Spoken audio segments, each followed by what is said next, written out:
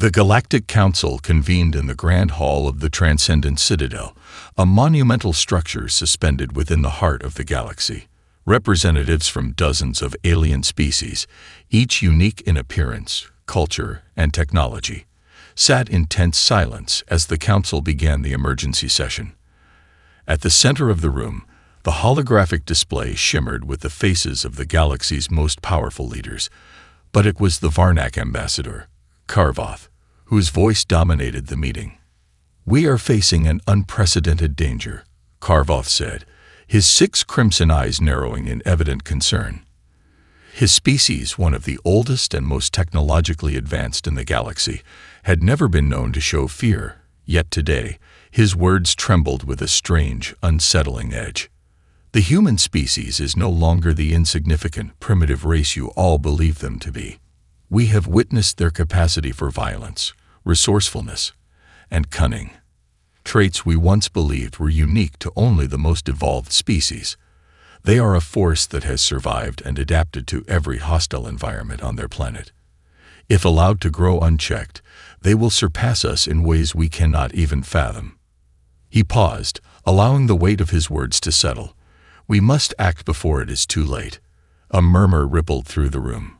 Representatives of the peaceful Kreshi, with their glowing tendrils swaying in the artificial breeze, exchanged uneasy glances.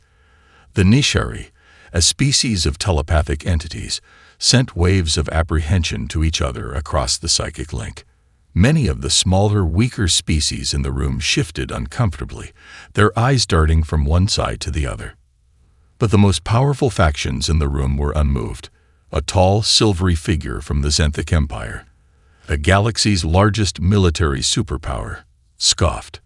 "This is absurd. The humans are a developing species, nothing more than a barely evolved animal race. Their technology is outdated, and their governments are disorganized at best. You are seeing ghosts, Karvoth." A voice echoed from the opposite side of the room, where the Prelax, a reptilian species known for their cold, calculating logic, spoke up. "I agree with the Zenthic. This sounds like nothing more than a baseless exaggeration. We've been monitoring their communications. Humans are still fighting wars among themselves. They are far too fractured to pose a threat." The room was filled with nods of agreement. It was true that humanity had been engaged in countless conflicts for centuries, warring over territory, resources, and ideology. From the outside, they appeared chaotic, fragmented, and ripe for exploitation, hardly the makings of a galactic power. But Karvoth wasn't convinced. He slammed his 4 claws onto the table, his voice shaking with intensity. "You underestimate them. I've seen their wars firsthand. They fight not just for resources, but for survival. When cornered, they become dangerous. They will evolve faster than any species in history. And if we wait too long to act, it will be our downfall." The council fell silent. The weight of Karvoth's words hung in the air, and even the most confident leaders couldn't dismiss the sudden chill that ran through their collective psyche. They had all heard the rumors. Human colonies springing up in distant systems, uncharted territories being suddenly and mysteriously seized, and unexplainable incidents involving powerful weapons, far beyond the capabilities of a species still fighting for control of its own planet. However, as the meeting dragged on, the same skepticism returned. The Zenthic representative spoke once more, this time with a smirk. "The Varnak are simply overreacting. Humans are no different from any other species we've encountered in their infancy. They will fall in line like the rest." The motion to disregard the warning passed with a majority vote. The council decided not to take immediate action against humanity, deeming it unnecessary. The humans would be monitored, of course, but any plans to intervene were put on hold. As the meeting concluded, the representatives slowly began to filter out, their conversations already turning to other matters. Karvoth remained seated, his expression grim. He knew they had made a fatal mistake. The galaxy's leaders had been too blinded by their arrogance, unwilling to accept the possibility that a species as young and volatile as humanity could change the balance of power.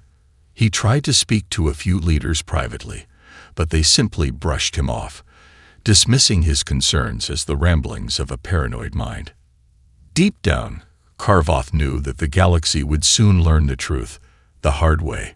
Humanity would rise, and when they did, they would not simply seek to survive, they would seek to dominate. And the galaxy would pay the ultimate price for underestimating them. Months passed after the Council's dismissive decision, and the Varnak were not the only ones to underestimate humanity. A new opportunity arose for the Hethrix, a species known for their peaceful nature and advanced scientific prowess. They had long been searching for new worlds to establish trade routes, believing that peaceful negotiation could settle disputes across the galaxy. Earth, with its rich resources and growing potential, seemed the perfect candidate for an alliance. The Hethrix sent an emissary ship to Earth, signaling their intent for peaceful contact. Their fleet was massive, sleek ships that glided effortlessly through the void, equipped with state-of-the-art technology and offering impressive cultural exchanges. They were a race with a reputation for diplomacy, having brokered deals with countless species across the stars. Surely, the humans would welcome them, right? The first signal from Earth came swiftly, an acceptance of the emissary's approach. The Hethrix leaders were pleased, sensing a smooth transition toward mutual prosperity.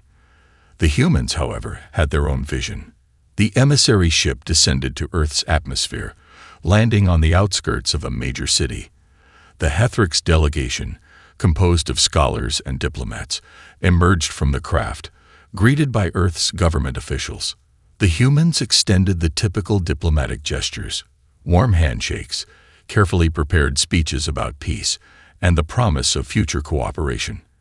But as they spoke, the humans subtly observed the Hethrix, their expressions unreadable, calculating, weighing each word, each gesture.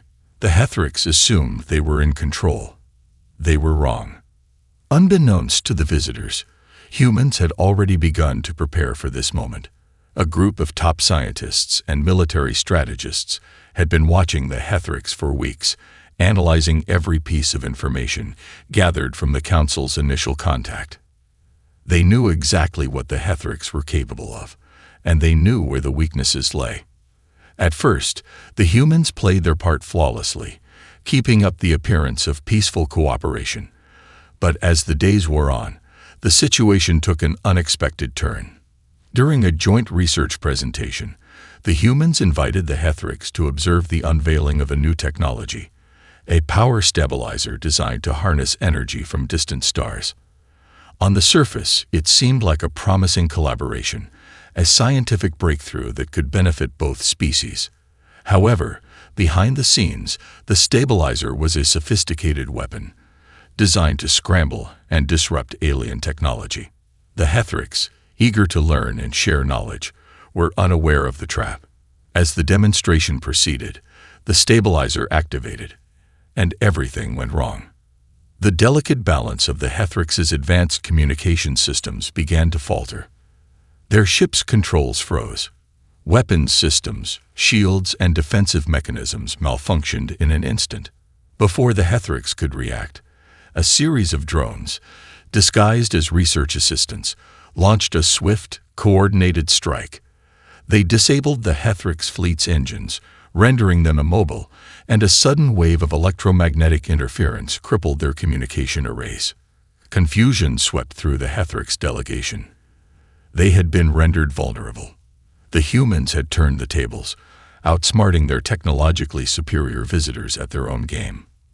Within hours, Earth's military deployed forces that surrounded the Hethrix's craft, forcing them to surrender control of their vessel. What followed was an offer, but not the one the Hethrix had hoped for.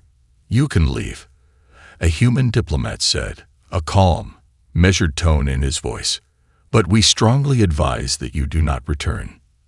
The Hethrix, stunned and humiliated, did not resist. Their once grand dream of peaceful trade with humanity lay in ruins. They had underestimated Earth's resilience, its ability to adapt and fight back. The humans had not sought war, but when pushed, they had shown just how unpredictable and dangerous they could be. As the Hethrix fleet limped away from Earth, barely escaping with their lives, the Galactic community received the news. The message was clear, albeit indirect. Humans had drawn a line in the sand. They would no longer sit idly by while others bargained and schemed. They would protect their home, and if provoked, they would fight. In the wake of the Hethrix's defeat, whispers began to circulate throughout the galaxy. The Galactic Council's previous dismissals now seemed foolish. A cold realization began to set in. Humanity was no longer a primitive species. They had just demonstrated something that the Council had failed to acknowledge. Raw, unfettered ingenuity combined with an unyielding will to survive. The galaxy had learned its first painful lesson about humanity, but it would not be the last. As the news of the Hethrix defeat spread throughout the galaxy, a wave of tension rippled across the stars. The Galactic Council, despite its previous dismissal of humanity, could no longer ignore the fact that Earth had become a force to be reckoned with. The Hethrix, once considered a peaceful and highly advanced species, had been humiliated by a race many thought to be on the brink of extinction. The Council, however, remained divided. Some saw the humans as a dangerous, unpredictable threat. Others still clung to their belief that humanity would fall into disarray, as it always had in the past. But humanity's actions in the wake of the Hethrix encounter sent a clear message to the galaxy. Earth would not be cowed. They had tasted power, and with it came an undeniable sense of purpose. While the Council continued to debate how to handle the human issue, something unexpected began to happen. Earth's rise was not just technological, it was social and political as well. No longer bound by the constraints of national borders, humanity had begun to unite in ways never before seen. The planet's governments, once fractured by old rivalries, began to cooperate. Resources were pooled, and a new, highly organized global leadership emerged. It wasn't just about surviving anymore. It was about securing a place in the stars. Across the planet, innovation exploded. Military projects, once secret and experimental, moved into full-scale production. Humans developed advanced weapon systems, some of them based on technologies scavenged from alien wreckage, while others invented new strategies for warfare that no alien species had ever seen. Earth's weapons were not only powerful but unpredictable, designed not just to fight, but to outsmart, to confound, and to overwhelm. In space, humanity's exploration efforts also accelerated. Fleets of civilian and military ships, built from reverse-engineered alien technology and newly discovered Earth-made advancements, began to chart new star systems. The humans were no longer just defending their home. They were claiming new territories, establishing colonies on distant planets, and securing resources from the outer rim of the galaxy. For the first time, humanity wasn't just surviving in the galaxy, they were beginning to thrive. The Council, now faced with a growing sense of unease, began to take notice of humanity's expansion. But rather than acting with caution, they remained divided, unsure how to respond. Some factions were convinced that humans would self-destruct, their new power ultimately leading to their own downfall. Others feared that Earth's sudden rise signified the beginning of something far more dangerous, a galactic challenger that could reshape the balance of power forever. But no one could predict how far humanity was willing to go. The humans, once seen as a minor species, now had their sights set on something greater: dominance, not just of Earth, but of the galaxy. Among the stars, the first signs of human influence began to show. Ships bearing the emblem of Earth's united governments began to arrive in distant systems, offering trade deals, technology, and alliances with other smaller species. These smaller factions, once left in the shadows of galactic superpowers, found the idea of aligning with humanity tantalizing. Many accepted humanity's offers, sensing an opportunity to break free from the oppression of the larger empires. But it wasn't just peaceful alliances that humanity sought. They also began to make bold moves to destabilize the power dynamics of the galaxy. Secretly, humans began to infiltrate, sabotage, and manipulate galactic systems, not through brute force, but through psychological warfare, sabotage, and the use of their growing network of allies. Their influence spread like wildfire, as once subjugated species found a new hope in humanity's rise to power. Meanwhile, the more powerful factions of the galaxy watched in increasing horror as humanity expanded. They had been warned, but they had ignored the signs. Now, the humans were no longer a question mark. They were a ticking time bomb. Humanity's spark of defiance had ignited something larger, a slow-burning fire that was beginning to spread through the galaxy. And now, there was no turning back. The decision to ignore humanity had come at a terrible cost. The Hethric's defeat was only the beginning. Humanity's rapid technological evolution and its relentless drive to expand had made it clear that the Earthlings could no longer be dismissed. The Varnak, once the galaxy's oldest and most advanced species, decided to take matters into their own hands. If the Galactic Council wouldn't act, they would. They could not risk letting the humans grow any further, especially with their unpredictable nature and newfound power.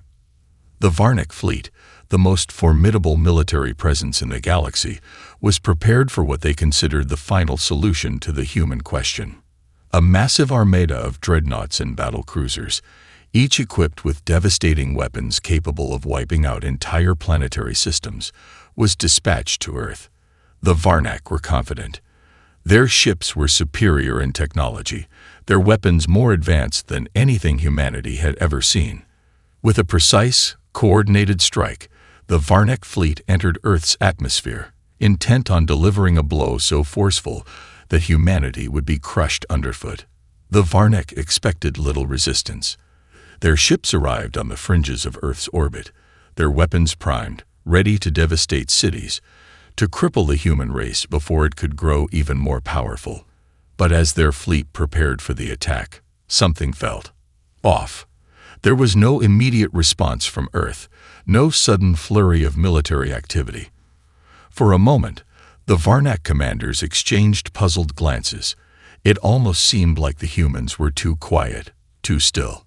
Then, in a flash, the silence was broken. The first shot came from a human-made satellite, hidden from view by its cloaking technology, fired directly into the heart of the lead Varnak cruiser. The blast was not enough to destroy the ship outright, but it was enough to make the Varnak fleet pause, scrambling for control. Their systems were suddenly flooded with data, alarms blaring as their ship shields buckled and their weapons systems failed. Humanity had anticipated their arrival, and Earth was more than ready. Across the planet, humanity's military responded with a speed that sent shockwaves through the Varnak fleet. Space-based weapons platforms, developed from alien technology scavenged in previous battles, began targeting the Varnak ships with unrelenting precision. Human forces had spent years quietly preparing for such a conflict, reverse engineering alien technology to create a new deadly arsenal. And now, it was being unleashed with ruthless efficiency. On the ground, Earth's global forces coordinated a rapid defense. While the Varnak bombarded Earth's cities with devastating beams from orbit, human anti-spacecraft defenses, designed to withstand the most powerful alien attacks, began to retaliate. High-powered railguns and electromagnetic pulse weapons, once considered theoretical, now ripped through the Varnak ships, causing critical failures in their systems. Within hours, entire sections of the Varnak fleet were crippled, their once dominant ships left drifting, helpless against humanity's unexpected ferocity.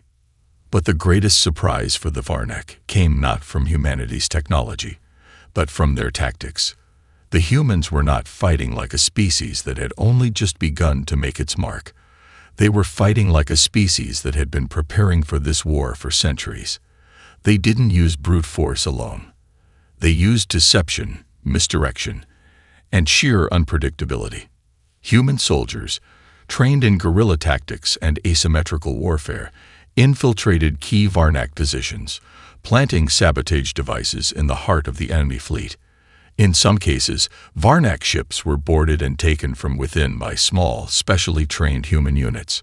The Varnak, so accustomed to fighting against less resourceful opponents, were unprepared for the raw determination and adaptability humanity displayed in battle. As the battle raged on, the Varnak fleet found itself in a dire situation. The damage to their ships was catastrophic, and their once unified command structure began to fracture under the pressure. Their grand strategy was crumbling. Realizing the scale of the failure, the Varnak commanders gave the order to retreat, but it was too late. The humans had already turned the tide. By the time the Varnak fleet retreated from Earth's orbit, they had lost half their ships, some destroyed, others disabled, many damaged beyond repair. The once proud Varnak, who had once ruled the galaxy's battlefield with ease, now limped back to their homeworld, humiliated and broken. On Earth, humanity celebrated their unexpected victory, but the cost was clear. They had sent a message to the galaxy. No longer would they be seen as a primitive species. No longer would they be underestimated. Humanity had shown that they could fight, adapt, and win against even the most formidable foes. The Varnak had made a critical mistake. They had underestimated humanity's resolve, its ingenuity, and its unbreakable will to survive. Now the galaxy would have to reckon with the consequences of their arrogance. The defeat of the Varnak fleet sent shockwaves throughout the galaxy. The once mighty species, whose technology and military prowess had been unmatched, now carried the scars of their catastrophic failure at the hands of humanity. The news spread like wildfire, and for the first time in centuries, the galaxy's power dynamics began to shift. The Galactic Council, shaken by humanity's unexpected strength, called an emergency meeting to discuss their next steps. Representatives from various factions gathered in the hallowed halls of the Citadel, but the mood was no longer one of arrogance or certainty. Fear had crept into the hearts of many, especially among the older, established powers. The Varnak had underestimated humanity, and now the galaxy was facing the consequences. "I told you all this would happen," Karvoth, the Varnak ambassador, growled from the center of the room. His 6 crimson eyes were burning with fury and regret as he addressed the assembly. "We could have neutralized them when they were still weak. Now, look at us. Our fleet is shattered, and the humans have tasted blood. They are no longer the fractured species you thought they were. They are united, prepared, and ruthless." A wave of unease rippled through the room as the other ambassadors shifted in their seats. The Nishari, ever the silent observers, exchanged wary glances across their psychic link. The Zenthic, who had previously dismissed humanity as little more than a nuisance, now found themselves rethinking their position. It was no longer just a matter of whether the humans were a threat. It was now a question of how far they would go in their newfound strength. "Karvoth is right," the Pralax ambassador spoke up, his reptilian voice cold and calculated. "We underestimated them, and now we must contend with the consequences. Humanity's rise is not something we can ignore any longer. Their technology is rapidly advancing, and their willingness to fight for their survival, as we've seen, is unparalleled. If we don't take action soon, we risk losing control of the galaxy entirely." The council members exchanged uneasy glances, but it was clear that the majority was unwilling to act. The power structures of the galaxy were old, and most of the species in the room had grown comfortable in their dominance. They had long assumed that the humans were too fractured, too divided to ever pose a significant challenge. But the events with the Hethrics and the Varnak had shattered that illusion. Now the reality was undeniable. Humanity was no longer just a thorn in the side of galactic powers. They were a formidable force that would demand respect. In the weeks following the Varnak defeat, humanity's influence grew exponentially. Earth began to assert itself in diplomatic circles, pushing for alliances with smaller factions who were eager to escape the control of the larger empires. Trade routes that once favored the old powers were now shifting, as humans offered more favorable deals that didn't come with the same strings attached as the Zenthic or the Nishari had always insisted on. Humanity's voice echoed louder in the council chambers, and slowly but surely, the once dismissed species was carving out a place for itself in the galactic order. No longer willing to sit at the back of the table, the humans began to demand respect, offering technology and military assistance to those who would ally with them. Yet not everyone was convinced. The Zenthic Empire, now fully aware of the humans' potential, began preparing for war. A new military initiative was put into motion, one that would seek to neutralize the humans before they could rise even further. A coalition of the oldest and most powerful species in the galaxy, the Zenthic believed they could wipe out humanity in one swift, decisive blow. The humans, however, were no longer the easy targets they had once been. They had anticipated the Zenthic's move. From the moment the defeat of the Varnak had been reported, humanity's intelligence network had begun compiling information, studying the Zenthic's military strategies, analyzing their weaknesses, and preparing for the inevitable conflict. As the Zenthic warships assembled in orbit around the outer rim of the Sol system, a dark realization settled over the galaxy. Humanity was not just fighting for survival anymore. They were fighting for something greater, their place at the table of the galaxy's future. It was no longer a question of if humanity would rise, but when. And when they did, they would not simply be another species vying for power. They would be the species that would change the very face of the galaxy. The Zenthic Empire's warships hung ominously on the outskirts of Earth's solar system, their dark silhouettes cutting through the vastness of space like a storm cloud on the horizon. For the first time in decades, humanity was facing the full might of one of the galaxy's most feared powers. The Zenthic had long dominated the galactic stage, their fleets of warships unrivaled and their technologies beyond the reach of many. They believed that their superiority was unquestionable. But now, Earth stood ready to challenge that assumption. The humans had known this day was coming. The Zenthic had underestimated them in the past, and they had every intention of making sure that would not happen again. In the shadows, hidden beneath the surface of Earth, and on its farthest moons, humanity had been preparing for this moment since the Varnak debacle. For years, the humans had been quietly developing new technologies, strengthening their military, and refining their strategies. They had studied the Zenthic's every move, observed their weaknesses, and honed their edge. Humanity had not just become a military power, they had become masters of unconventional warfare. Unlike the Zenthic, whose strategies relied on overwhelming force and sheer firepower, the humans had developed methods designed to outsmart and destabilize. Their greatest strength was their adaptability, their ability to learn and evolve quickly. And now, that strength would be put to the ultimate test. As the Zenthic armada drew closer to Earth, the humans made their move.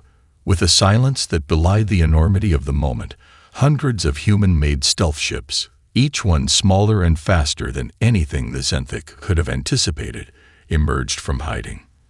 These ships, equipped with advanced cloaking technology and capable of maneuvering at high speeds, were not intended for direct confrontation. Instead, they were tools of subterfuge, designed to sow chaos and confusion within the Zenthic ranks. The first strike came without warning. Human fighters launched from Earth's atmosphere in coordinated waves, slipping past the Zenthic defenses and penetrating their outer rings of security. It wasn't about defeating the Zenthic fleet outright. It was about creating uncertainty, unsettling their confidence.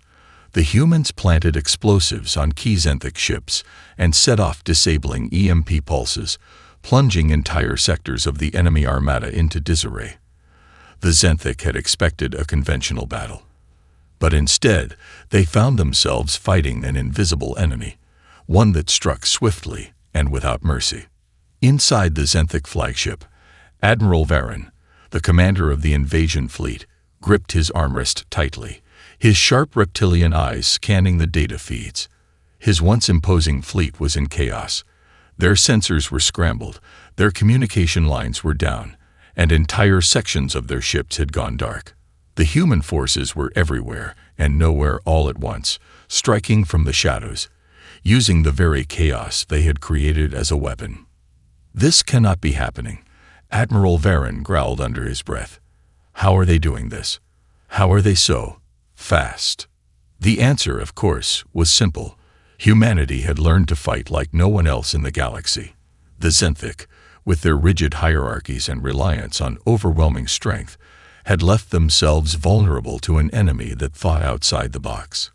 And now, the human-made ships continued to outmaneuver them, making it impossible for the Zenthic to mount a proper defense. Back on Earth, humanity's leaders watched the battle unfold with a mixture of resolve and anticipation. The outcome of this conflict would determine whether their place in the galaxy would be forever secured, or if they would fall back into the obscurity they had once known. The decision to fight wasn't taken lightly. There was a deep understanding that if humanity failed here, their very survival could be at risk. But humanity had proven time and time again that it was not one to bow down to fate. As the battle raged on in the cold vacuum of space, the humans began to turn the tide. Zenthic warships fell, one after another, to the relentless barrage of human tactics.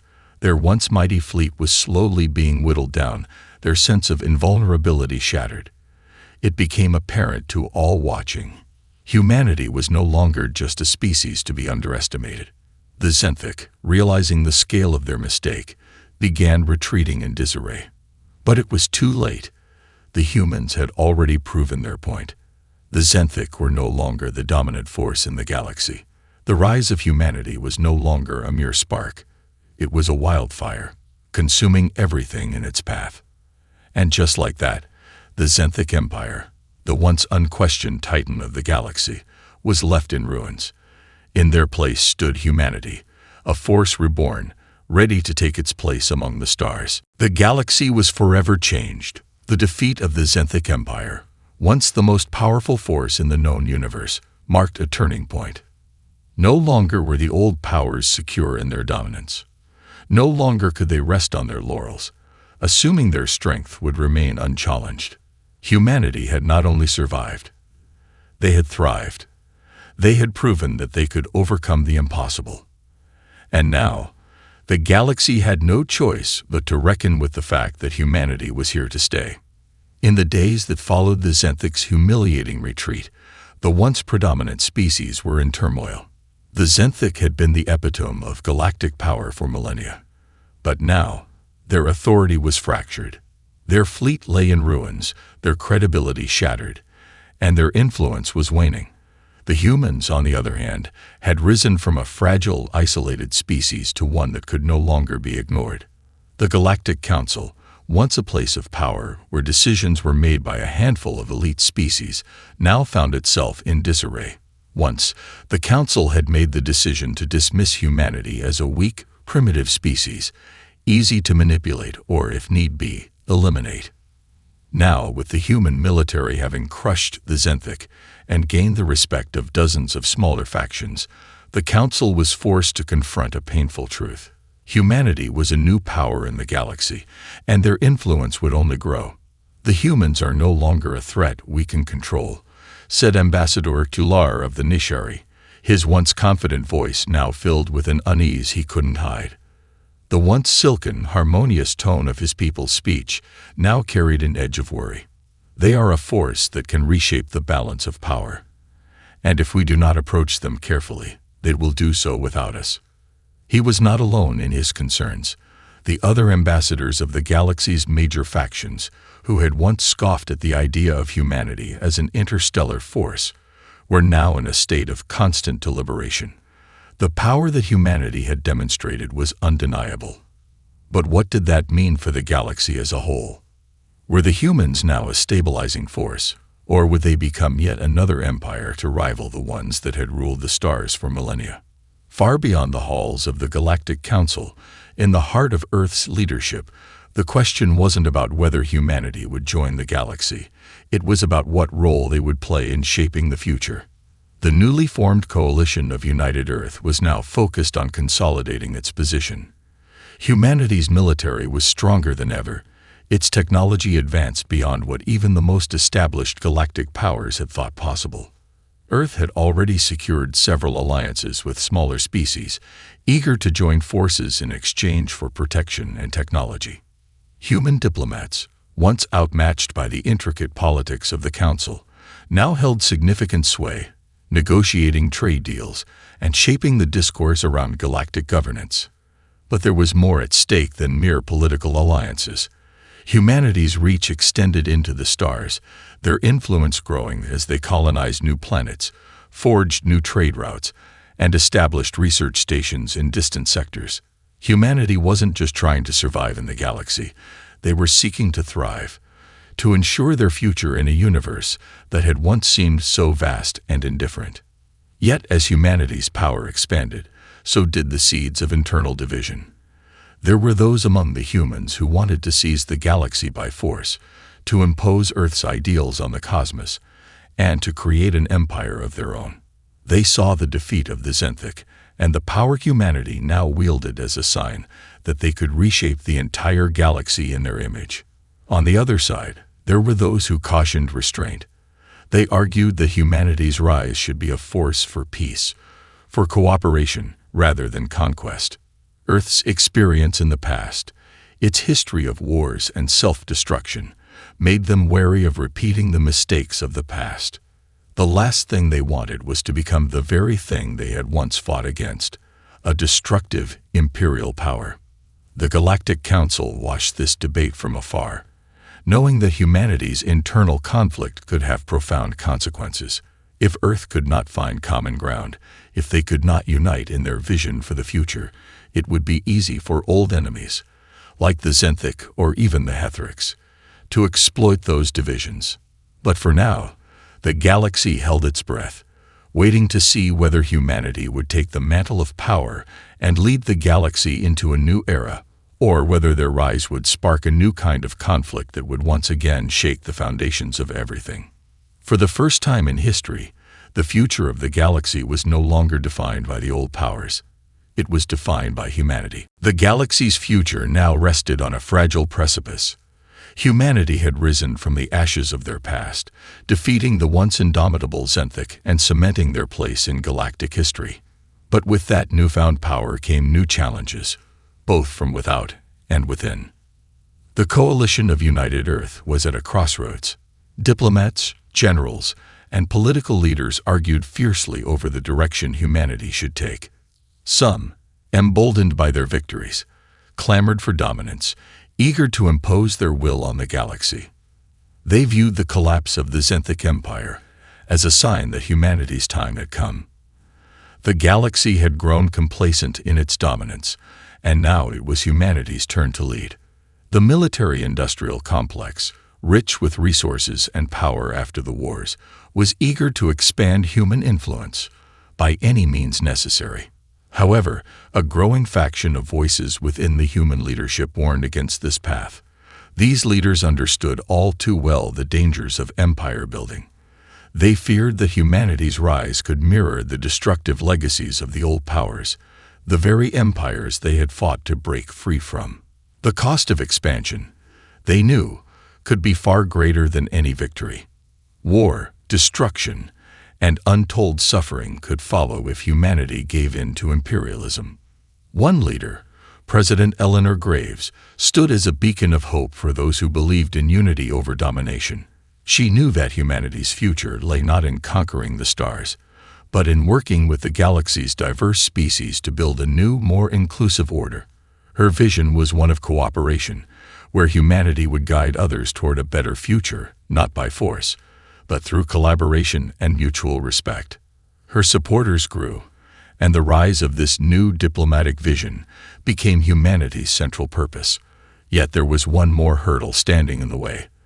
Those who would seek to exploit humanity's power, not just as a resource for peace, but for profit and control.